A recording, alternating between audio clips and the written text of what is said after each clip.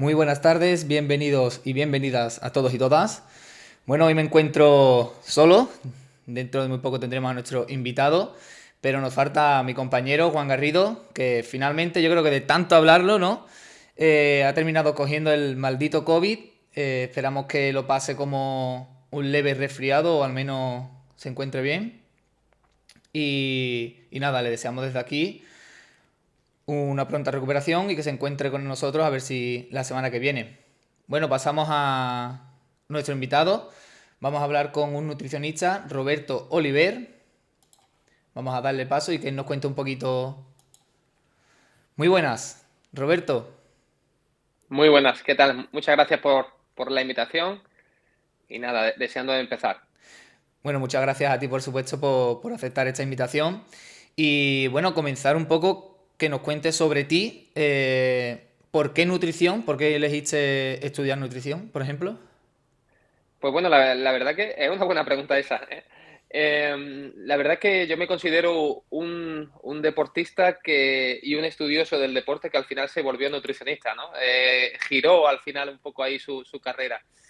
Todos mis estudios anteriores están relacionados con el deporte, pero cuando terminé el ciclo superior de educación física, pues tenía dudas si seguir haciendo lo que por aquel entonces era INEF o probar nutrición, que era una cosa que me llamaba mucho la atención, era una carrera bastante nueva y yo quería hacer algo que estuviese relacionado con el deporte, pero no quería hacer lo que hacía todo el mundo, ¿no? Que al final casi todos mis compañeros, mis amigos estudiaban INEF, ¿no?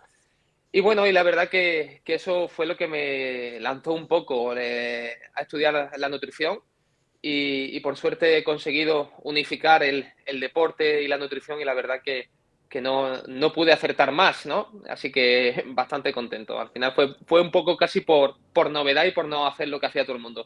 Yo creo que eso también me resume un poco como nutricionista, ¿no? Intentar hacer cosas diferentes a las que suele hacer, ¿no? El resto. Muy bien. ¿Y practicas también entonces deporte? Sí, sí, sí. Bueno, a lo largo de mi vida he sido deportista de todas las facetas. He sido competidor fitness y ahora soy ahora hago ultradistancia en trail, ¿no? O sea que fíjate que diferente, ¿no? Yo creo que eso también es una ventaja. Al final he sentido lo que sienten mis deportistas en diferentes disciplinas y eso creo que me hace conectar muy bien con ellos. Lo hemos hablado también en charlas anteriores porque hemos tenido a atletas que sus entrenadores han sido anteriormente atletas. Entonces nos cuentan eso, que es un punto a favor por parte de sus entrenadores, como dices, que conoces los puntos fuertes y los puntos débiles de, del deporte que esté practicando en ese caso. Totalmente de acuerdo. No hace mucho, hace muy poco, hice un post en NutriTrain Live y justo comentaba eso, que yo he vomitado en un ultra trail, se me ha caído una pesa en el gimnasio por apurar mucho la serie y he tenido ese nerviosismo, no he dormido la noche de antes de competir, ¿no? Y al final eso, cuando te lo cuenta el deportista, pues le puede ayudar de una manera mucho más certera. Sí, la verdad es que sí. Bueno, vamos a centrarnos un poquito ya en la nutrición. ¿Qué importancia tiene la nutrición? Pero ahora mismo en nuestro día a día, ya no solo en el deporte, sino en nuestro día a día, ¿qué importancia tiene? Bueno, pues fíjate, al final es una cosa que hacemos unas 4 o 5 veces al día durante toda nuestra vida, ¿no? En mi curso experto, del que soy profesor, digo, hay un apartado, también lo comento en mi libro, y digo que creo que un estudio del National Geographic dijo que introducíamos aproximadamente no sé si eran unos 30 toneladas de comida a lo largo de nuestra vida, ¿no? Pues imagínate si algo que introducimos en nuestro cuerpo es o no importante, ¿eh? Entonces, al final lo que introducimos pasa por todos nuestros órganos, todas nuestras células, entonces dependiendo de lo que introducimos, así va a ser el comportamiento, el rendimiento, ya no solo a nivel deportivo, sino en cuanto a la salud, ¿no? Sí. No hay rendimiento si no hay salud. Entonces, muchas veces cuando hablamos, para mí el concepto de nutrición deportiva es un concepto erróneo, porque realmente lo primero que hay que tener es salud y con eso, solamente con eso, alcanzando un gran estado de salud, ya vas a rendir más en el deporte. ¿no? Entonces, de hecho, por ejemplo, hablando ya así entre amigos, hablamos mucho de la flexibilidad metabólica, de oxidar grasa en el deportista, todo eso, que seguro que te suena. Sí. Los peores oxidadores de grasa son las personas que tienen síndrome metabólico, es decir, las personas que tienen una enfermedad, ¿no? O varias enfermedades unidas. Por tanto, una demostración más de que no podemos mejorar nuestro cuerpo o no podemos mejorar nuestro rendimiento si no hay salud. Entonces, ¿por qué hablar de nutrición deportiva, ¿no? Cuando lo primero es hablar de nutrición en general En para mejorar general. la salud. Y más concretamente para los atletas, se lo hemos preguntado a muchos de ellos, ¿no? ¿Qué importancia para ellos tiene la nutrición? Tenemos el entrenamiento, tenemos los propios entrenadores, ahora mismo también se habla mucho del tema de zapatillas y la nutrición, ¿dónde la dejamos? ¿Qué importancia crees tú que tiene? Pues yo creo que la importancia es mucha. No te podría decir un 10, un 15, un 20 o un 70 o un 80 como afirman muchos libros, muchos tratados, ¿no? Pero yo pienso que para algunos deportistas puede ser por ejemplo, que tengan mucho motor, que el deportista tenga mucho motor, pero coma muy mal, ahí la nutrición va a tener un 80% de importancia en su mejora, ¿vale? Porque el motor ya lo tiene. Solamente tenemos que cambiar eso. En cambio, una persona que ya tenga unos hábitos bastante correctos, a lo mejor la nutrición, la mejora que le va a dar va a ser mejora, pero le va a dar una mejora de un 30%. Entonces, para mí es vital, no es importante, es imprescindible para la recuperación, para la Claro. gestión mental, para que cuando introducimos hidrato de carbono el intestino lo soporte bien, cuando estamos en una competición. Es vital. Sin una correcta nutrición, es muy difícil que un atleta, un deportista, alcance su 100%. Puede alcanzar su 80%, su 85%, pero nunca alcanzará el 100%. ¿Cómo te llegan? ¿En qué condiciones te llegan los atletas? ¿Comen bien? ¿Comen mal? Depende un poco las disciplinas también que hagan. Menos mal que no voy a decir nombres, si no. Pero bueno, pues fíjate, sorprendentemente, si tuviese que hacer una media, te diría que mal. Y con conocimientos bastante malos.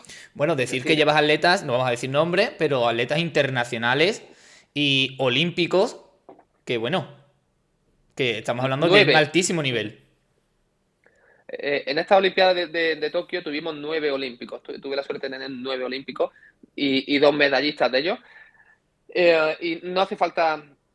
Aquí sí que se pueden decir nombres, no hay problema. Lo que no voy a decir nombres es de los que se portan muy mal, ¿no? Ahí. No, no vamos Pero a sí es poner, verdad no vamos a que poner. Ray, Ana, hemos tenido Ignacio Fonte, ahora ha empezado con nosotros también Kevin Kevin López, López. o sea que un montón, ¿no? Entonces, pues bueno, te encuentras de todo, realmente. Me he encontrado deportistas que tienen un motor, un rendimiento brutal, que claro, cuando tienes la primera consulta, pues tú te esperas que el 80% de su dieta pues va a ser más o menos correcto, ¿no?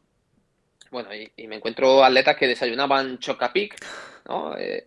Cosas así, ¿no? Y que, bueno, que recuperaban con, yo qué sé, me he encontrado de todo, ¿no? Con cerveza, es decir, no le daban importancia al fin de semana cuando se metían una hamburguesa llena de bacon o antes de una competición se comían un secreto ibérico, antes, en vez de comer carbohidratos, no sé, me he encontrado cosas así, ¿no? Que te llevaba un poco la mano a la cabeza.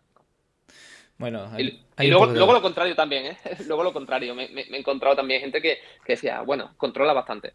Bueno, depende un poco de la persona y también yo creo de los conocimientos que se tengan, ¿no?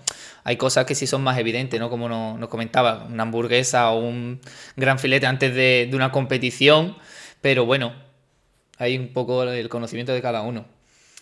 Sí, sí, me he encontrado de todo. Era gracioso, ¿no? Yo decía, bueno, si haciendo eso corres, muchos de ellos ahora son olímpicos, ¿no? O muchos de ellos antes eran buenos y ahora son campeones de Europa, ¿entiendes? Entonces, parece que no, pero ese salto lo han dado a través de la alimentación. Bueno, una de las cosas que siempre nos han comentado es la importancia del desayuno, ¿no? Y yo quería preguntarte que cuánto hay de verdad en esa importancia del desayuno, debemos comer mucho en el desayuno para después no comer tanto. Qué bueno, me encanta la pregunta esa. No sé si sabes, creo que sí. Hace poco saqué mi primer libro, Lo he que se visto llama por las redes sociales. Nutricionalmente. nutricionalmente hablando, eh, justo hablo de el mito o la importancia de ese desayuno. Bueno, no solo no es la comida más importante, sino que es una comida, pues no tiene la misma importancia que puede tener la merienda, que puede tener otro tipo de comida, ¿no? Para nada es imprescindible, como siempre se nos hacía creer antiguamente. De hecho, es gracioso porque se supone que una de las cosas que nos daba el desayuno, pues era que si hacíamos desayuno, pues a lo largo del día, pues iría comiendo menos, al final favorecería la pérdida de peso, todo eso. Bueno, pues hay diferentes estudios donde testearon gente que desayunaba y gente que no desayunaba, y curiosamente la gente que no desayunaba pues tenía mucho más facilidad a la hora de controlar el apetito, que era una de las cosas que se le achacaba a que tenías que desayunar, se encontraban incluso más energéticos, ¿no? Entonces, para nada es una comida que sea obligatoria de hacer. Prácticamente ya hoy en día no hay ninguna comida obligatoria, mientras que al final del día comamos lo que necesitamos, no hay ninguna comida que sea obligatoria. Lo importante es que haya adherencia a la dieta y la persona que se esté cuidando o con su plan de alimentación, pues pueda cumplir al final del día con las pautas. Eso es lo más importante, más que una comida sea más importante que otra. Centrándonos ahora en el atletismo, por ejemplo, Ujú. correr en ayunas. Hemos hablado del desayuno, entrenar en ayunas, bien, mal, recomendable. Creo que también depende para el entrenamiento, ¿no? Depende de qué entrenamiento sería. Pues hay muchos dependes, ¿eh? También de eso hablo en el libro. Hay muchísimos dependes. Depende del entrenamiento, del tipo de entrenamiento, depende de la intensidad, de la duración, depende del deportista, depende de lo entrenado que esté en entrenar en ayunas, depende incluso de la época del año, depende de mil variables. Entonces, como no nos podemos parar en todos los depende, porque si no tendríamos, yo estoy encantado de estar aquí contigo, pero tendríamos que hacer una cosa de 2 horas, ¿no? Eh, Tengo que decir algo global que pueda servir. Bueno, grosso modo, lo primero es hacer una progresión en el entrenamiento en ayunas. Es decir, no vale que no lo haya hecho nunca y hoy voy a hacer 1 hora y cuarto en ayunas. Seguramente me va a sentar mal, ¿vale? Depende de lo que cenemos la noche de antes. Si el entrenamiento va a ser intenso y quiero entrenar en ayunas, es mi intención, pues entonces lo ideal es hacer una cena un poquito más fuerte, a lo mejor rica en hidrato de carbono, si ese entrenamiento en ayunas, pues va a ser intenso, Ujú. ¿vale?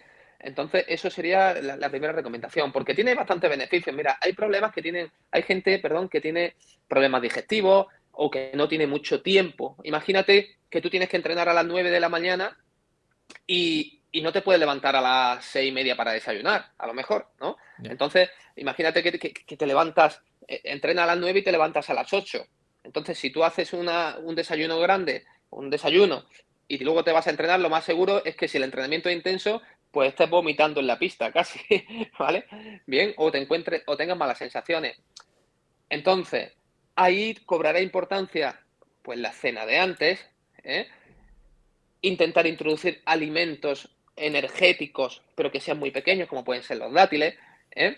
Entonces, lo ideal es ir probando, alargando el tiempo. Por eso digo que el entrenamiento en ayunas, pues en ese tipo de personas, por ejemplo, que tiene poco tiempo, pues puede tener beneficio, claro que puede tener beneficio, porque no hay proceso digestivo.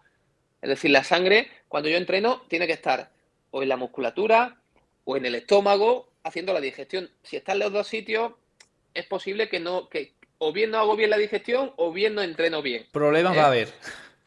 haber. Problemas va a haber. Entonces, tiene su beneficio entrenar en ayunas como también entrenar el metabolismo de la grasa. Entonces, dependiendo, un deportista, por ejemplo, endurance, de deporte de resistencia, donde sus ritmos, por ejemplo, yo que hago ultradistancia, los ritmos son sostenidos, donde se utiliza mucho el metabolismo de la grasa, pues puede tener sentido de vez en cuando hacer temporadas donde entrene en ayunas, ¿eh? Y así entrenar también esa oxidación de grasa, ¿eh? Tiene muchos beneficios, se puede tal, pero ¿qué ocurre?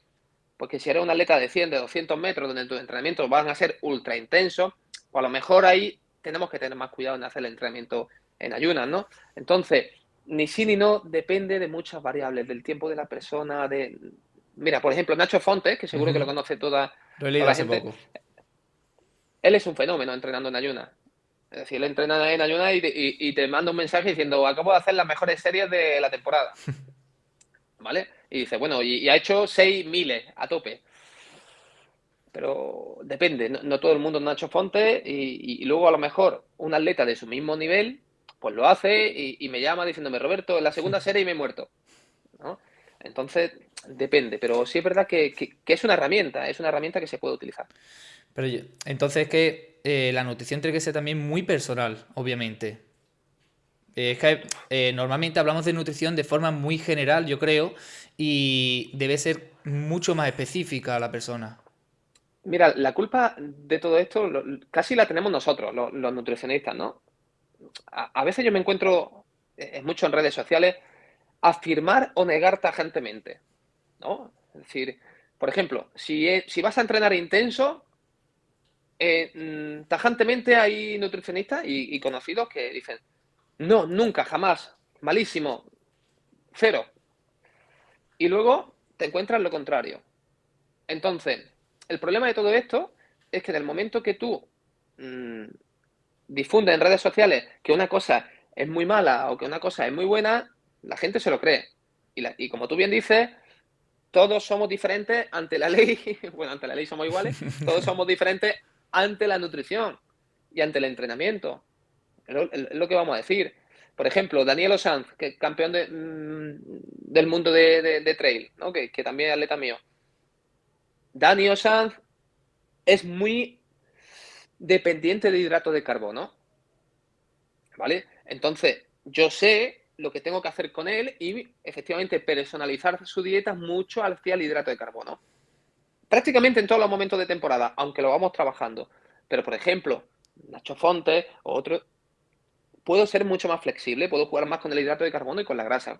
Efectivamente, al final la nutrición y más en ciertos niveles tiene que ser totalmente personalizada. Muy bien. Vamos por aquí que tenemos preguntas de Instagram. Dani Brun nos preguntaba si conoces algún deportista que lleve una mala alimentación y que aún así consiga unas buenas posiciones.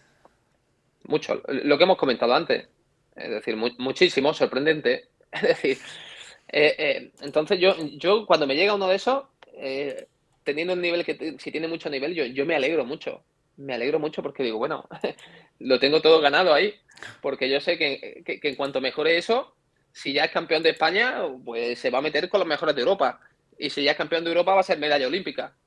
Y no me equivoco, en el 90% no me equivoco. Entonces, pero sí, muchísimas, os sorprenderíais de las cosas que vienen haciendo algunos. Pero claro, luego tienen un motor, pues bueno, que son súper dotados y una capacidad de sufrimiento brutal. Lo que pasa es que el depósito lo llenan con gasolina barata. Claro, es que es como decíamos, cada persona es totalmente diferente y depende de muchas cosas. No solamente de la Sí, sí, nutrición, depende del entrenamiento, es que son muchos factores los que terminan siendo. claro, sí, al final, si tú eres una persona que puede dar un 100%, es posible que si no te cuidas la alimentación y tiene un motor increíble, pues pueda alcanzar el 90%. ¿Qué ocurre? Que el deportista a veces se cree que ese es su 100%, ese 90% es su 100%. En cuanto mejora la nutrición, mejora ese 10%, es cuando pasan de ser muy buenos a ser campeones. Esa es la gran diferencia.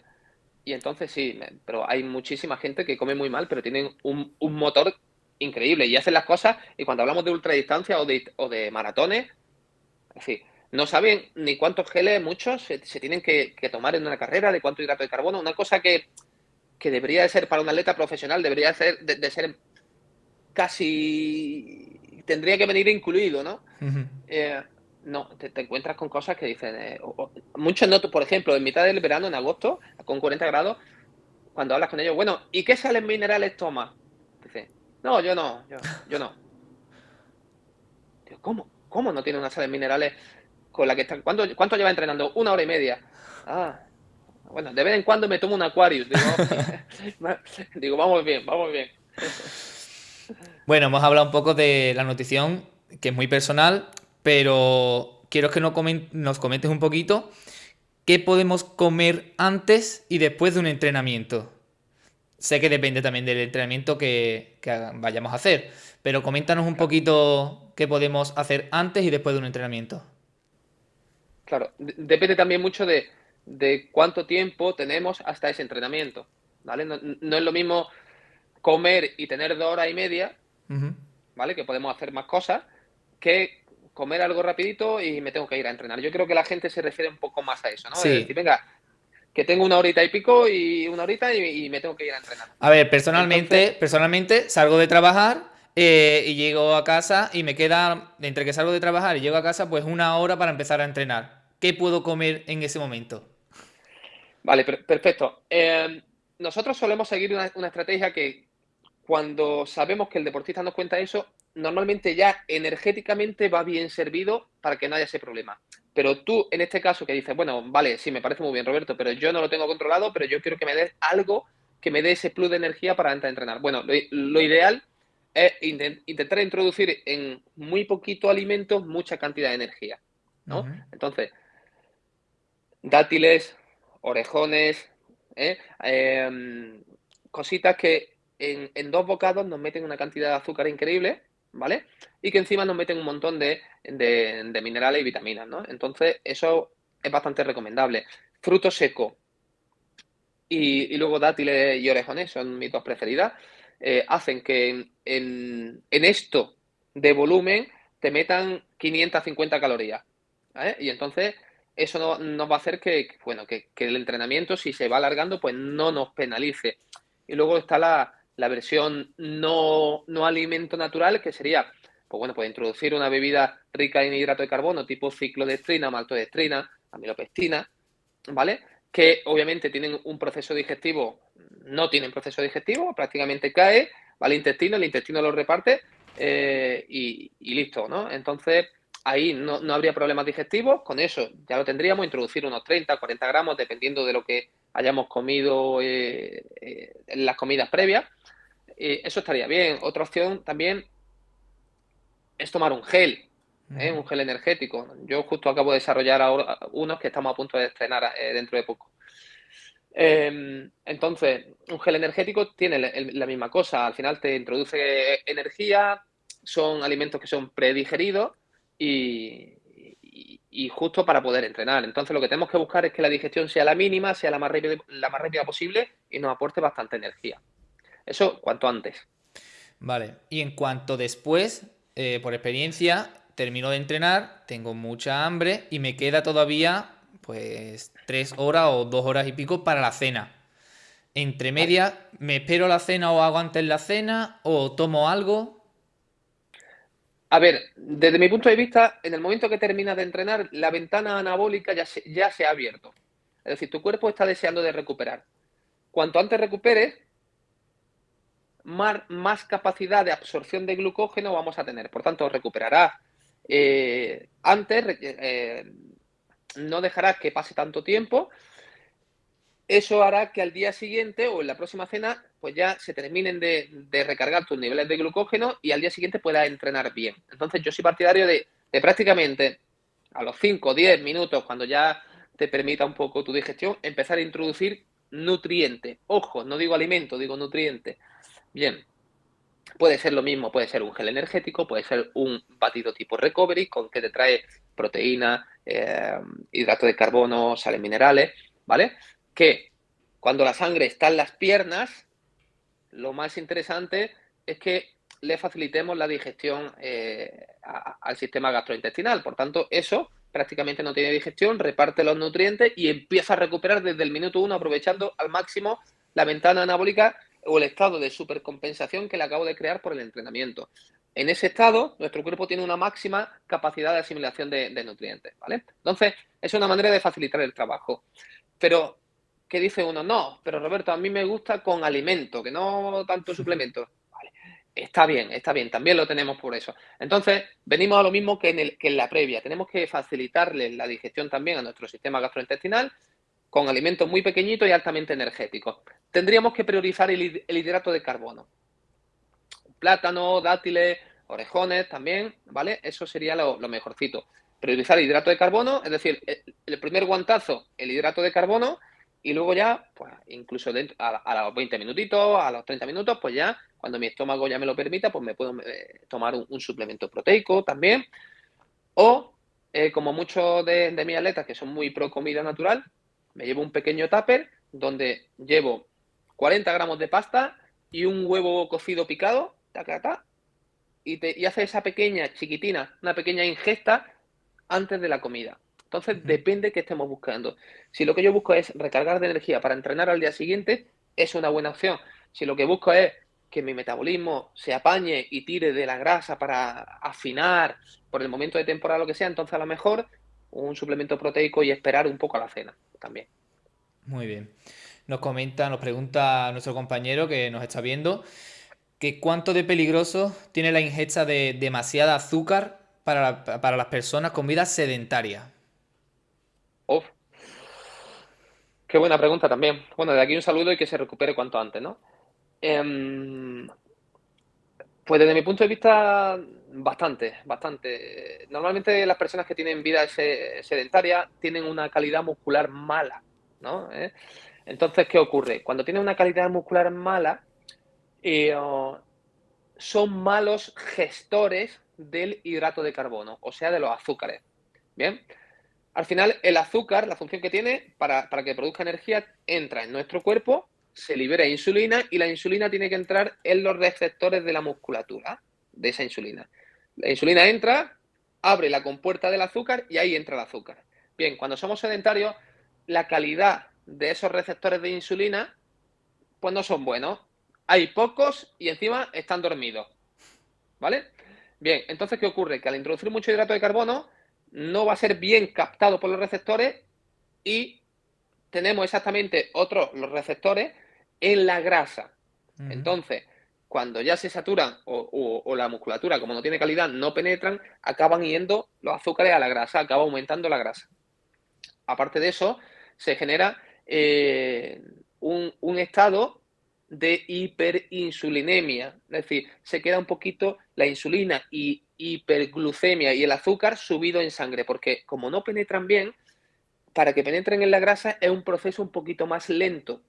Al final se empieza a acumular más grasa, ese proceso de hiperinsulinemia y hiperglucemia acaba provocando que se eleve el cortisol, acaba provocando cierta inflamación y es un círculo vicioso que al final acaba derivando, si nos ponemos en el peor de los casos, pues en una sobrepeso grande, una obesidad, una resistencia a la insulina y posterior diabetes. Eso como un resumen muy rápido Ujú. intentando ser, no sé si se me ha entendido, yo espero que sí. Yo creo que sí. Hablando de azúcar, ¿qué opinas de la moda ahora, sobre todo de los jóvenes, que incluso llegamos a ver en las pistas de atletismo, de las bebidas energéticas? Bueno, a ver, en el momento que una cosa lleva más de 20 nombres, ¿no? Una bebida lleva más de 20 nombres en su etiquetado, pues bueno, ya tenemos que saber que va a tener pros y contras, ¿no? Entonces, al final una bebida energética, una bebida ultra azucarada con X dosis de cafeína, pues realmente puede tener su utilidad. Sin entrar en polémicas de que sea más natural, menos natural, más sano, menos sano. Pero realmente, si buscamos azúcar y buscamos cafeína, pues tenemos que decir que esa bebida energética puede valer para ese momento, ¿vale? Que luego lleve 15 sustancias que a lo mejor nos podríamos ahorrar para que le dé sabor y para que tal, pues también, pues cierto. Entonces, como si decimos, Roberto, a nivel de salud, ¿qué tal? Digo, regular mar. Roberto, a nivel de rendimiento, nos puede valer, ¿vale? Entonces, tenemos que saber que es una cosa que a lo mejor si lo hacemos, ¿vale? Pues tenemos que hacerlo pues de manera puntual, ¿vale? Esa es mi opinión. Pero no deja de ser azúcar que nos interesa y cafeína que seguramente si lo tomamos por eso también nos interesa en ese momento, ¿no? Entonces, se podría. Otra cosa es como yo creo que tú vas por ahí, es tomarlo como el que Claro, a toma ver, un poco la agua. pregunta sí iba de, como dices, el objetivo lo puede cumplir previamente a una competición en un atleta, puede llegar a estar bien, como dices, pero también tenemos el otro lado, ¿no? Que son los jóvenes que están en la calle todo el tiempo a lo mejor tomando ese tipo de bebidas durante horas o qué es lo que beben, digamos, pasando el rato. Exacto, sí, sí, pues la verdad que bueno, que primero que yo ni para competir los recomiendo, a no ser que el atleta me diga, Roberto, yo es que lo tomo y me va muy bien.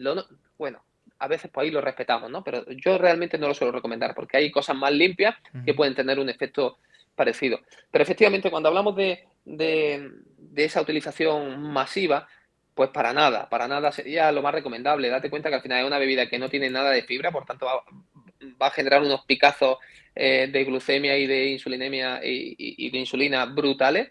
Aparte, te estás metiendo el equivalente en cada toma a lo mejor a 4 cafés o a 3 cafés, ¿vale? Que por mucha tolerancia que tengas, punto número uno, al final vas a perder vas a perder la sensibilidad a la cafeína y no te va a hacer el efecto Claro. por el que tú lo estabas tomando. Por tanto, si lo que te gusta es el sabor, por lo menos asegúrate de que no sea alto en cafeína o que sea sin cafeína y que sea sin azúcar, ¿no? Entonces, eso sería un poco. Tomado como forma habitual, pues no tiene sentido. Es como intentar ir estimulado todo el día Claro. y con picos de azúcar todo el día, cuando a lo mejor estás sentado en un parque con los amigos. No tiene sentido. Así es. Vamos con otra preguntita de Instagram. Nos preguntaban que cuándo se debe tomar suplementos como el hierro, vitaminas. Vale. Bueno, lo ideal antes de. Y esto es difícil, ¿eh? Porque no lo hace nadie. Lo ideal antes de tomar cualquier suplemento sería que un profesional vea una analítica.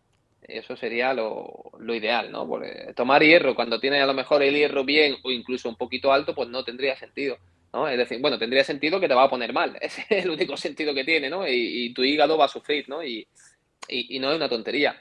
Pero sí es verdad que muchas veces se hacen las cosas de oídas. Y es que mi amigo corre mucho y está tomando hierro, ¿no? Y que es muy común el hierro en el mundo del deporte. Dice, bueno, está tomando hierro y corre mucho, seguramente corra mucho también sin hierro, ¿eh? O no sabemos bien si ese amigo tenía un problema del hierro bajo, de tener una anemia, o no sabemos si ese amigo si es que se sube a altura a entrenar y se tira 20 días en Sierra Nevada y está tomando hierro, que ahí sí podría tener sentido. ¿Eh? De hecho, por ejemplo, Kevin, que se ha subido ahora pues, Ujú. a la sierra, pues está tomando hierro. Pero siempre lo ideal es previo una analítica. Eso siempre. Es decir, si tú tienes el hierro bien, hasta que no se demuestre lo contrario, sería sobrecargar. Y sobrecargar el cuerpo de algo siempre va a tener riesgo. Aunque te pueda dar un plus en un momento determinado, te puede quitar mucho más que lo que te da. Al igual que el multivitamínico, pasa igual. Es decir, acostumbrar al cuerpo a estar hiper mega cargado de vitaminas, pues hace que pierda sensibilidad a ellas y hace que el funcionamiento natural de recuperación biológica no se dé, porque Ujú. le está asistiendo todo el rato, ¿no? De hecho, hay diferentes estudios, por ejemplo, pasa mucho con los antioxidantes, hay muchos estudios donde la toma de antioxidantes exógenos, es decir, un suplemento de antioxidantes, cuando no hay un desequilibrio de radicales libres, es decir, cuando tú estás bien y te cargas de antioxidantes, es contraproducente, es totalmente contraproducente, porque no dejas actuar a los radicales libres que son totalmente necesarios, por ejemplo, para eliminar un virus o una bacteria, ¿vale? Entonces, al final, estamos tan cargados de eso, pues que esos radicales libres, que en exceso son malos, pero que son necesarios, pues no hay apenas y no pueden actuar sobre los virus, las bacterias, sobre los patógenos. Entonces las personas muchas veces acaban enfermando más de la cuenta simplemente porque están tomando antioxidantes para no enfermar. Cuando no deberían de tomarlo, claro. Correcto. ¿Hay mucha diferencia en la dieta de un hombre y una mujer? No, realmente no. Hay casos especiales, ¿no? Mujer que a lo mejor es por lo que sea, ¿no? Porque tiene la grasa baja, que ha perdido la menstruación, en las deportistas a veces, por desgracia, es habitual, ¿no? Sí. Pero realmente, grosso modo, no. No hay ninguna cosa súper, súper, súper significativa que haya que destacar, ¿eh? Hay pequeños matices, si queremos afinar mucho, pero es difícil explicarlo por aquí, pues dependiendo del estado o del momento del ciclo menstrual en el que se encuentre, Te iba a pues preguntar también por eso, ahora. sí, se puede jugar un poco, ¿no? Pero realmente es afinar mucho, pero grosso modo no hay una gran diferencia Lo mismo que ya casi no hay diferencia en tiempos, que cada vez nos estamos igualando más, ya no hay muchísima diferencia en alimentación desde mi punto de vista. Siempre la mujer, al ser un poquito más inestable hormonalmente por ese ciclo que va cambiando, pues bueno, se pueden tener cosas en cuenta, pero grosso modo no hay mucha diferencia. ¿Varía la alimentación debido a la menstruación de las mujeres? Sí, sí, sí, puede variar, pero sobre todo en las mujeres que, desde mi punto de vista, que son muy sensibles en los diferentes, en las diferentes fases del periodo, ¿no? Del ciclo menstrual. Ahí sí que podríamos destacar algo, ¿no? Sobre todo hay que tener también cuidado en el entrenamiento, por ejemplo, la fuerza se maximiza justo al terminar el periodo menstrual, ¿no? Entonces, por ejemplo, nosotros, cuando la mujer está tomando pastillas que le controlan, anticonceptivas, que le Ujú. controlan el ciclo, muchas veces intentamos calcular porque termine el ciclo para tal, para competir, para que justo le pille ahí, ¿no? Entonces son detalles que sobre todo a nivel de un atleta que tenga cierto nivel, pues sí que se pueden ir cuidando. El tipo de alimentación, pues dependiendo del tipo de entrenamiento. Hay en la fase también premenstruación, pues hay un descenso de la fuerza. Entonces, ejercicios tipo más de elasticidad, otro tipo de ejercicio mucho más suave, un entrenamiento donde no predomine la fuerza y una alimentación donde no predomine el hidrato de carbono, por ejemplo, ahí se podría jugar. En cambio, cuando pasa esa fase y empezamos ya en la fase donde tenemos donde tiene mucha más fuerza, pues entonces a lo mejor ahí el hidrato de carbono empieza a ser más protagonista, ¿no? Pero claro, esto es hablar de forma muy global, dependiendo del objetivo Claro. también del atleta. Uh-huh. Bueno, ¿qué alimentos son indispensables en la alimentación de un atleta?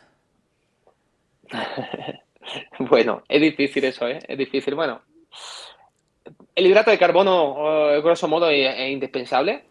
Em, Todo lo que sea, a mí me gustan mucho los tubérculos, me gusta mucho el boniato, me gusta mucho la patata, para mí son de los hidratos de carbono estrella. El arroz me gusta mucho, la pasta también la podemos meter ahí, bueno, aunque para mí está en un segundo escalón, aunque es muy energética, pero a nivel de nutricional me gusta un poco menos, ¿no? Pero bueno, es opinión personal mía, ¿no? Y un poco de experiencia. Pero, pero el hidrato de carbono es muy protagonista, al igual que me gusta mucho yo utilizo mucho con mis atletas el aceite de coco, que es una de las cositas que utilizamos en el desayuno o precompetición, ¿vale? Utilizamos una tostadita de aceite de coco con un poquito de miel, un poquito de dátil, y eso es Ajá. un pepinazo energético. Ese aceite de coco tiene los conocidos triglicéridos de cadena media en su 70%, y de hecho es una de las cosas que hemos introducido en este gel energético que hemos desarrollado. Y esos triglicéridos de cadena media se saltan un montón de procesos fisiológicos con respecto a otra grasa y nos aportan una energía bastante rápida, ¿vale? Entonces ya tendríamos dos fuentes energéticas muy útiles, como la del azúcar, que esa ya la sabemos, pero también sería la grasa procedente de la grasa de esos MCT o triglicéridos de cadena media del aceite de coco. Entonces, ese es otro de los productazos que a mí me gusta mucho, siempre que lo tolere y te siente bien. La cafeína, yo soy muy, de hecho me estarás viendo, yo soy muy cafetero, ¿no? Entonces, si toleras bien la cafeína, para mí es un alimento, una bebida alimento, es un productazo, para mí, que es una cosa que el atleta, si lo tolera, puede ser bastante interesante. Los vegetales, muy importante, estamos hablando del antioxidante, el atleta cuando hace un entrenamiento de serie o hace un entrenamiento largo, produce un estrés oxidativo brutal. Entonces, que tu dieta sea rica en fruta y en vegetales, pues nos asegura pues que tengamos cierto control de esos radicales libres, que no haya un exceso, ¿no? de esos radicales libres. Entonces, y la proteína, bueno, la proteína es el nutriente de la vida para mí. Nuestras hormonas son proteínas, nuestra musculatura son proteínas, nuestros tendones son proteínas. Entonces, no te podría destacar un alimento y sí hablar de la importancia de muchos de ellos. Muy bien, de uno de los que has comentado, ¿no? Nos preguntaban a través de Instagram cantidades y utilización de los hidratos frente a la restricción de ellos.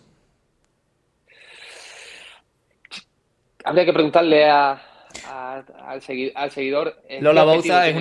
es una atleta pertiguista, si no Ah, recuerdo mal, campeona de Andalucía en categorías inferiores, al menos. qué bueno, qué bueno. Pues bueno, un saludo desde aquí. Depende del objetivo, depende del objetivo. ¿Qué estamos buscando, no? ¿Qué estamos buscando? Estamos buscando afinar, estamos buscando energía pura y dura. Es que puede variar mucho, ¿no? Nos podemos ir a un 60% de la dieta, nos podemos ir a un 40%, nos podemos incluso ir a menos en un periodo de pretemporada donde estemos haciendo una dieta cetogénica porque estemos entrenando cualquier cosa, ¿vale? Entonces es muy variable, no se puede decir una cantidad. Es muy difícil, no me atrevo a decirle nada porque depende del objetivo, es que depende del objetivo. Es muy difícil hablar de cosas concretas en nutrición sin saber un poco el caso. Es difícil, es difícil. Es lo que comentábamos antes, todo muy personal, digamos, a eso, a la persona que vaya Claro, dirigido y con ese objetivo. También sabemos que durante toda la temporada no podemos estar en lo más alto del pico, entonces debemos de ir jugando también un poco con eso de la nutrición, ¿no? claro, lo más fácil a una pertiguista, por ejemplo, a Lola, pues lo más fácil es recomendarle que tenga una dieta alta en hidrato de carbono porque sus ejercicios pues seguramente serán muy explosivos, no hará muchas cosas de resistencia, entonces pues para no equivocarnos, le diríamos una dieta bastante alta en hidrato de carbono, que tu dieta sea el 60-65% de hidrato de carbono y ahí no nos equivocamos, ¿no? Pero no sabemos si Lola pues tiene mala gestión del hidrato de carbono. Lo mismo vemos su analítica y decimos, ay, pues no vamos a ir por ahí, vamos a ir por otro sitio. O no la conozco, pero a lo mejor eh, tiene cierta acumulación de grasa y tenemos que estar jugando con el hidrato de carbono para mejorar la composición corporal. Entonces, claro, es difícil, es difícil. Normalmente, y que me perdone la nutrición, pero tenemos que relacionar intensidad con un poquito más de hidrato de carbono y tenemos que relacionar resistencia con que la grasa empiece a ser más protagonista. Muy bien. No sé qué experiencia tienes y que nos cuentes también un poquito tu opinión sobre las dietas vegetarianas y veganas. Por una parte vegetariana, obviamente sabemos la diferencia. Cuéntanos un poquito cómo es la nutrición en relación al atletismo, por ejemplo. Vale, para un nutricionista es un incordio, ¿no? Al final, todo lo que sea Claro. limitarnos un poco, pues bueno, pues nos hace quebrarnos un poco más la cabeza. Pero bueno, es broma, sí es verdad que se pueden obtener, de hecho tenemos deportistas veganos que son muy buenos. Eh, pero siempre hay que tener unas cuantas cosas en cuenta, ¿no? Y a veces precisamente el deportista eh, vegano pues me viene sin tomar vitamina B12, ¿no? Y dices, pero ¿cómo es posible? Es decir, tú tienes que saber eso, que tienes que estar tomando vitamina B12, Ujú. ¿no? Es como de primero de vegano, ¿no? Como se dice. Pero, pero me encuentro cosas de esas, de lo que hablábamos antes, de falta de conocimiento, ¿no? Para el nutricionista en Incordio, porque por ejemplo, cuando tenemos, mira, en el vegetariano no es problema, no suele haber problema, tenemos más juego, pero el problema entre comillas, es Sí, el vegano, ¿no? Por ejemplo, imagínate que nosotros queremos poner una dieta o unos cuantos días donde haya un predominio de proteína y no quiero que este deportista, por lo que sea, pues coma hidrato de carbono, porque he visto en su analítica algo, o porque no, ¿vale? Entonces, normalmente la proteína vegana en alimento viene a través de la legumbre, de la soja, ¿no? Entonces, ese tipo de alimentos, la soja menos, pero por ejemplo la lenteja, que es alto en proteína, tiene bastante proteína, también tiene una alta carga en carbohidratos. ¿Eh? Entonces, si yo quiero ese plan que hemos dicho de reducir el hidrato de carbono o quitarlo, por lo que sea, me va a costar más hacerlo. Entonces me va a limitar mi estrategia, ¿no? Entonces siempre son problemas. Al final tenemos la suerte que tenemos la suplementación y la suplementación nos ayuda con eso. es lo que comentas, que te limita mucho el tema de decir come tal o come cual, ¿no? Que no puedes. Te cierra el abanico finalmente. Claro, al final lo que te digo, sobre todo tenemos los mayores problemas los tenemos con el tema de reducir el hidrato de carbono y mantener alta la proteína, ¿no? Ese al final es lo peor. ¿Crees entonces que puede influir en el rendimiento seguir una dieta vegana o vegetariana? Si lo haces por tu cuenta y no lo haces bien, seguramente sí. Si lo haces a través de un Nutri o te formas muy bien, se puede hacer muy bien. Se puede llevar bastante bien. Volvemos un poco a la alimentación en general. ¿De qué debemos privarnos? Bueno, soy un corredor habitual, no nada de élite ni nada. ¿De qué debemos privarnos en nuestra alimentación? Privarnos. Bueno, realmente, más que privarnos, yo lo que recomiendo, que también lo recomiendo en mi libro, es que tu 85% sea bueno, más que privarte de algo. ¿Eh? A ver, si me dices, ¿de qué me privaría, Roberto? Bueno, pues intenta comer los menos ultraprocesados del mundo.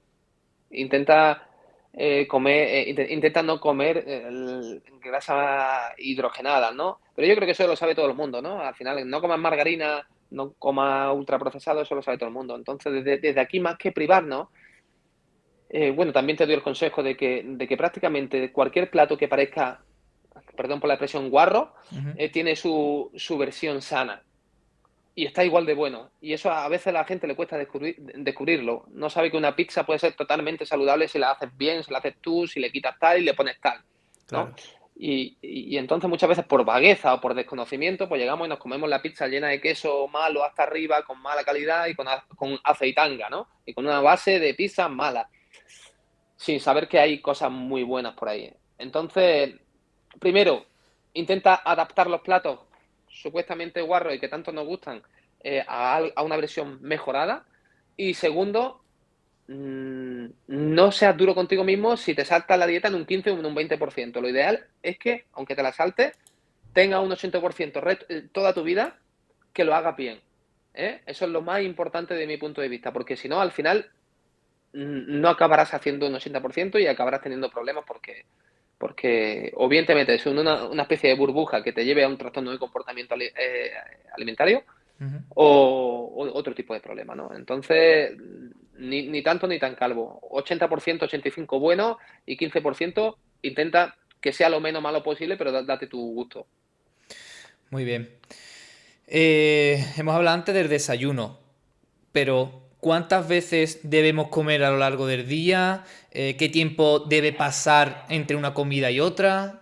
Para el tema de la digestión, para el tema... Coméntanos un poquito. Vale, esto también sería muy personal, ¿no? Pero sí es verdad que esto ha ido cambiando mucho con los años. Yo casi insultaba, es broma, ¿no? Pero casi insultaba a la persona que no hacía 5 comidas al día. Bueno, cuando yo empecé hace 12 años en la carrera, ¿no? ¿Cómo no haces? No, es que tienes que hacer 5 comidas al día, tal, porque no, porque el metabolismo se vuelve a activar cada vez que comes. Bueno, la ciencia al final nos suele callar la boca a todos y también la experiencia al final, ¿no? Entonces, no hay un número de comida, no hay un número de comida. Sí hay adherencia, es decir, si tus horarios son que te levantas muy pronto, llegas a casa muy tarde, pues es posible que ni puedas desayunar ni puedas cenar. Entonces, tu ventana de 11 de la mañana a 8 de la tarde, pues será importante que introduzcas las calorías necesarias y los nutrientes necesarios. Si lo haces en 2 comidas, pues bien, y si porque te sienta mal la digestión lo tienes que hacer en 3, pues también bien. O si tienes mucho tiempo y prefieres hacerlo en 5, pues también excelente, ¿vale? Entonces, lo importante es introducir lo que te hace falta al final del día, ¿vale? La tendencia está siendo a ir separando más las comidas, el tema del ayuno intermitente, que ha entrado con bastante Sí. fuerza en el mundo de la nutrición. Cuidado con eso, que hay que saber hacerlo, por qué lo hago, cómo hacerlo, eso es muy importante. Y también a nivel de longevidad, se está estudiando que parece ser que es más favorable intentar espaciar las comidas. No quiere decir que sea siempre ayuno, ¿no? De no cenar o no desayunar, sino que simplemente el hecho de espaciar la comida ya tiene ciertos beneficios por la activación de la autofagia, ¿no? De ese proceso, sistema de reciclado celular, de eliminar las células que ya se han vuelto aberrantes porque se han estropeado un poco con el tiempo, pero no habría un número de comidas. Lo importante, más que el número, es que al final del día tu cuerpo diga, ok, me has dado lo que necesito. Eso es lo más importante. Bueno, entonces casi me estás respondiendo a la siguiente pregunta que te iba a hacer, que es el tema de la cena. Comer mucho, comer muy poco, un yogur y a la cama, ¿no? Como también hace mucha gente. Ancestralmente, si nos vamos a nuestros antepasados, el ser humano, ellos cuando se levantaban, iban, cazaban, tal, y comían, y luego al caer la noche, como no tenían luz, no tenían nada, pues se dormían y descansaban, ¿no? Nosotros todavía no tenemos ese sistema, ese funcionamiento. El ser humano está preparado para ser activo y comer de día y empezar a apagarse cuando, como esta hora de ahora, ya empieza a caer el sol.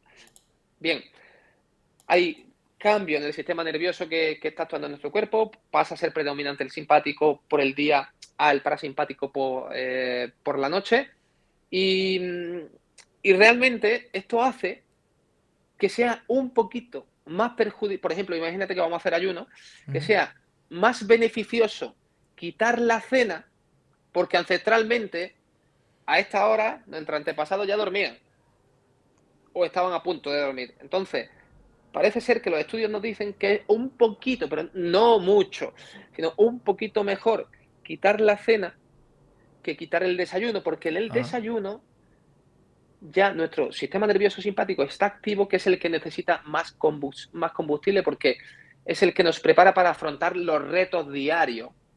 ¿Eh? Entonces, tiene sentido que cuando yo voy a afrontar un reto diario, como puede ser el trabajo, el deporte, el entrenamiento, la relación social, con los demás, que son todos retos, pues ahí tenga mi máximo de energía, claro. ¿vale? Y tiene sentido que cuando cae la noche, que en teoría ancestralmente estamos preparados para dormir, pero ahora con la maravillosa luz nos estamos cambiando todo un poco, nuestro ritmo biológico, pues tiene sentido que por la noche sea más inactivo y empiece a preparar mi cuerpo para dormir. Realmente nosotros estamos preparados para que a las 8 de la tarde aproximadamente o por ahí cortemos actividad, tanto Ajá. de comer como de hacer cosas, ¿vale? Por eso muchas veces la gente cuando entrena por la tarde luego no puede dormir bien porque hay una invasión del sistema nervioso simpático en el parasimpático. Es decir, es como que mi sistema nervioso parasimpático, que es el que actúa cuando estoy descansando, está empezando a ser predominante y yo llego y meto un cortocircuito ahí. Entonces, a mucha gente pues luego le cuesta dormir, ¿no? Muy bien. Una pregunta de nuestro compañero. ¿A qué crees que se debe el aumento de las intolerancias, ya sea a la lactosa, gluten, por ejemplo? Pues la verdad que otra pregunta muy interesante. Y yo lo he vivido y lo he vivido incluso en enfermedades, te podría decir. Yo me acuerdo cuando empecé hace 12 años que no veía tanto tiroides y hipotiroidismo en consulta, macho. Y ahora hasta deportistas que tienen un motor increíble te encuentras analíticas que dicen, no, no, no me lo creo que haya salido así la analítica, ¿no? Y todo está relacionado pues con el ritmo de vida este occidental que llevamos, ¿no? Con el exceso normalmente de comida que tenemos, la falta de actividad física, con los horarios inadecuados, como estar cenando a las 10 de la noche y acostándote a las 12 y media de la noche. Al final, todo eso son estresores que hacen que la balanza entre lo que podemos soportar de estrés y lo que entra haya ahí un desbalance, ¿eh? Entonces, ¿qué ocurre? Eso va a hacer que nuestro cuerpo, nuestro metabolismo se inflame. Es lo que conocemos ahora como metainflamación o enfermedad inflamatoria crónica de bajo grado.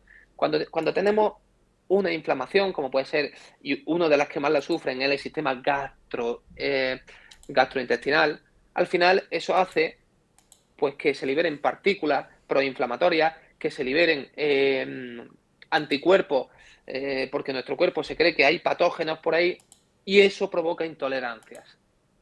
De hecho, muchas personas que me vienen con analíticas, con pruebas que tienen intolerancia, en cuanto mejoran su alimentación, dan descanso al intestino, mejoran su cortisol, que me viene súper elevado, de repente aparece la intolerancia milagrosamente, ¿no? Y entonces me dicen, Roberto, pero es increíble, eres la hostia. Digo, no, no, que la hostia. Lo que pasa es que venías con una inflamación brutal, con una analítica, con el cortisol hiper elevado, y no es que sea intolerante. Es decir, uno no se tira 25 años sin ser intolerante y se vuelve intolerante a los 27. No, señor. Es decir, si se estropea algo por el camino, lo más normal es que lo hayas estropeado tú. Claro. Solamente tienes que arreglarlo. ¿Vale? Otra cosa es que desde cuando tenías 4 años tuviese el problema. Pues bueno, ahí ya vemos, ¿no? Pero normalmente suele ser eso, ¿no? Es por el tipo de vida occidental proinflamatorio que lleva mucha gente. Vale. Cuando vamos a hacer la compra, ¿qué miramos en los productos? ¿Qué debemos mirar a la hora de meterlo en la cesta? Pues bueno, el precio. No. También, también. También importante. Bueno, no me gusta hablar mucho de este tema y sí, porque me da Ya, miedito, ¿no? No hace mucho hice un especial de tóxicos en la alimentación y demás, y bueno, y cuando terminé me dijo el hombre por privado, ¿no? El que lo hacía, dice, me da miedo lo que me acabas de contar, macho, ¿no? Entonces, desde aquí, pues bueno, yo creo que la alimentación es una de las cosas donde no tenemos que mirar el euro. ya. A ver, sin tampoco derrochar, ¿no? Pero lo ideal es intentar comprar las cosas ecológicas, biológicas, camperas, cuanto menos procesadas, mejor. Eso es lo que nos tenemos que fijar, desde mi punto de vista. Y luego, bueno, pues cosas que ya sabemos, ¿no? Los detalles, ¿no? Los detalles cuentan. Pues si me voy a comprar una leche de almendra, cuidado que no te compres la que lleva azúcares añadidos, ¿no? Y si me voy a comprar tal, al menos asegúrate que no tenga grasa hidrogenada, azúcares añadidos. Eso sería lo más grueso, ¿no? Pero desde aquí lo que quiero decir a la gente es que se gasten un euro más y se compren, si pueden ser esas frutas ecológicas, biológicas, la carne igual. No sabéis de verdad lo que os quitáis de en medio. Es una barbaridad. Yo, de hecho, por ejemplo, sobre todo insisto mucho en eso, en las personas que han padecido o estamos recuperando de un cáncer, ¿no? Entonces, hay que tener mucho cuidado con eso y ahí le insisto mucho en que se gasten un euro más en ese tipo de comida o 2 euros más, ¿no? Y luego, pues bueno, lo que sabemos, ¿no? Cuidado con los azúcares añadidos. Siempre se ha dicho, ¿no? A nivel de nutrición, pues que no lleve más de 3 componentes, ¿no? Si al final va a comer un producto que pone una cosa muy común, pavo, Ujú. ¿no? Pechuga de pavo, de fiambre, y te pone pavo 65%, luego te vienen 85 cosas más de nombres que no sabes lo que es, y que es un 30%, pues cuidado que te estás metiendo un 30% de cosas que no son pavo, a saber qué son, ¿no? Entonces, bueno, ese serían un poco los consejos que podría dar así de forma rápida. Muy bien, muchas gracias. Vamos con la última preguntita de Instagram Ujú. y con la que cerraremos un poco ya también esta charla. ¿Ha cambiado mucho la alimentación en los últimos 20 años? Pues te diría que los últimos meses, incluso. Esto, al igual que la ciencia de la nutrición, y lo digo siempre en mi curso experto, yo tengo una academia, se llama NutriTrain Academy, donde relacionamos la nutrición con el entrenamiento. Hay un montón de cursos sobre la creatina, sobre el rendimiento, sobre tal. Pero siempre digo una cosa. Digo, vale, lo que yo te he contado hoy, créetelo. Normalmente es eso. Si no me lo he inventado, es eso. Pero, pero es posible que dentro de 6 meses haya cosas ya que hayan cambiado. ¿Eh? Entonces, la nutrición es algo muy variable. Yo me acuerdo que cuando yo empecé, incluso el deportista ha cambiado, ¿eh? El deportista cuando el que había antes era el deportista de gimnasio, el deportista fitness, ¿no? Todo el mundo se Ya. quería poner fuerte. Sí. Todo el mundo se quería, ¿quién no se quería poner fuerte hace 20 años, ¿no? Y ahora, ¿quién no se pone unas zapatillas y sale a correr? Hasta eso ha cambiado, ¿no?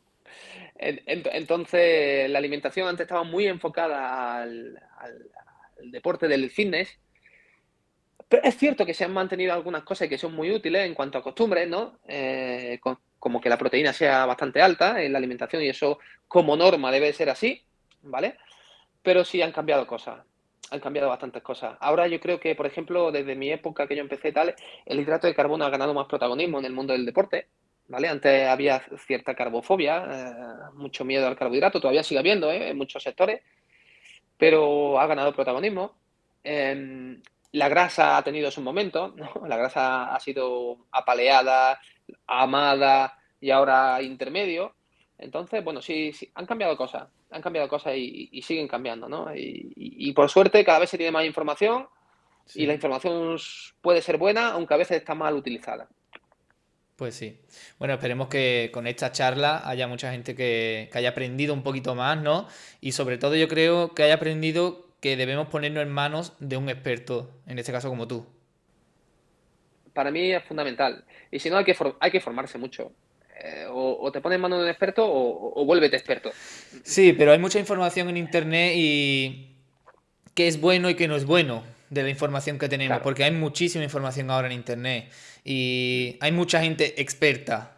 con solo mirarse un par de blogs y leer un par de... o seguir a alguien. Simplemente con seguirte a ti, por ejemplo, ¿no? Yo es que yo sigo un nutricionista y ha comentado que es mejor comer y ya se cree que él mismo es experto. Sí, corre, y ya se lo dice a los amigos lo acaban haciendo, es así, ¿no?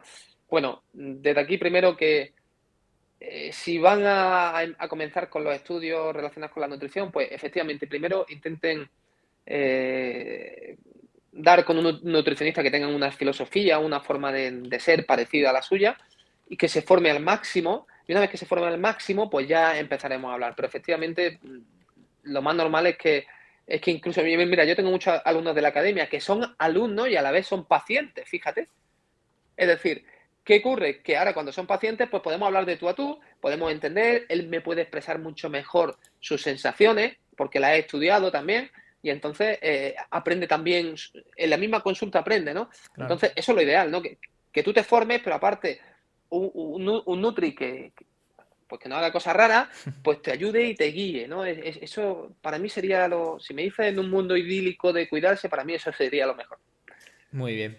Bueno, pues Cuidado con la información, como tú dices, cuidado con la información que coges. sí, yo creo que es eso, que es muy Y, importante, que sí, que tenemos muchísima información en internet, pero hay que saber un poco de dónde la cogemos sobre todo y qué cogemos, qué información cogemos. y, y sobre todo en nutrición, aléjate de los extremos. De verdad, no te creas ni un extremo. Bueno, No yo te creo creas que que un un poco todo en suplemento... la vida, que todos los extremos en la Sí, vida no son buenos. pero te encuentras mucho y no me lo explico. Hay gente súper contratada, súper buena, que porque han leído 8 papers súper interesantes sobre algo, ya llegan y afirman rotundamente, yo que sé, que el HMB no sirve para nada. Y luego los ves a los 4 meses diciendo que, bueno, que en lesiones pues se ha demostrado que tal. Y dice, ¿era necesario decir que era una ruina el HMB? Pues tampoco. Es decir, hay que tener cuidado con los extremos, Sí. ni que la dieta cetogénica es un demonio, ni que es bueno, ni que es malo, ni que... Es decir, cada persona le puede ir bien o mal. Entonces, cuidado con los extremos y que no se posicionen en un sitio. Ese es mi punto de vista. Bueno, pues nos quedamos con tus consejos y muchísimas gracias de nuevo por estar con nosotros aquí hoy. Para mí ha sido un placer y nada, cuando me necesitéis solo tenéis que llamar. Muchísimas gracias. Un saludo. Un saludo. Bueno, pues vamos a despedir ya esta charla, este directo. De nuevo, agradecer a Roberto Oliver este ratito que hemos tenido hoy aquí y deciros que nos vemos la semana que viene. Muchísimas gracias a todos y todas por seguirnos y la aceptación que están teniendo tanto estas charlas en directo como en los podcasts también que nos seguís. De nuevo, muchísimas gracias y un saludo a todos y todas.